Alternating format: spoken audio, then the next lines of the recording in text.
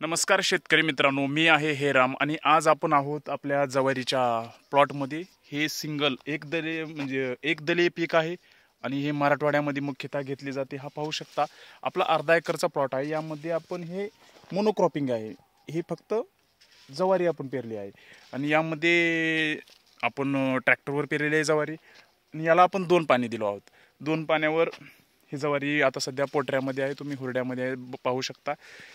तर सांगायचा उद्देश काय या प्लॉटचा, तर आपण जेव्हा इंटरक्रॉपिंग चा अभ्यास करतो त्यावेळेस कळालं आणि ज्यावेळेस माझे वडील जोबा पंजोबा शेती करत होते त्यावेळेस मला माहीत होतं की ते जेव्हा बी ज्वारी पेरत होते त्यामध्ये एकरी ज्वारीमध्ये अर्धा किलो 1 किलो हरभरे टाकत होते।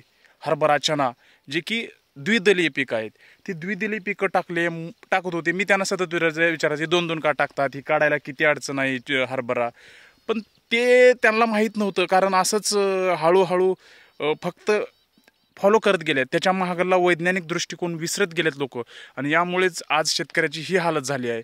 आणि सांगायचा उद्देश हा आहे की जेव्हा एकदलीयमध्ये द्विदलीय टाकतो त्यामध्ये वेगवेगळ्या प्रकारचे मायक्रोझोम बॅक्टेरिया असतात जे की नत्र स्थिरीकरणासाठी महत्त्वाचे असतात। हवेमध्ये नायट्रोजन असतं त्याचं स्थिरीकरण करतात आणि यामुळे काय होतं, आपल्याला वरतून नायट्रोजन म्हणजे नत्र म्हणजेच युरिया टाकावं लागत नाही।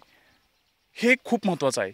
जेव्हा तुम्ही ह्यामध्ये ज्वारीच्या पिकामध्ये आता आपण टाकलं नाही, आपल्याला ज्ञान नव्हतं, आपण जेव्हा ह्या मागल्या 2 महिन्यामध्ये रिसर्च केले, फाइंड आउट केलं, त्यावेळेस कळालं की ह्यामध्ये काही हरभरा किंवा द्विदलीय छोटे पिकं जे असतात जे 1 ते 1.5-2 फुटापर्यंत वाढतात ते टाकायला पाहिजे।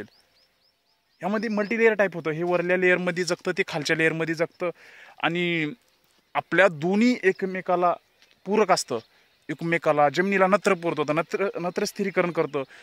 यामुळं मल्टीक्रॉपिंगमध्ये 2 वेगवेगळ्या म्हणजे एकदलीय आणि द्विदलीय घालणं खूप महत्त्वाचं होतं, जे की मी घातली नाही आणि मी ही चूक पुन्हा करणार नाही।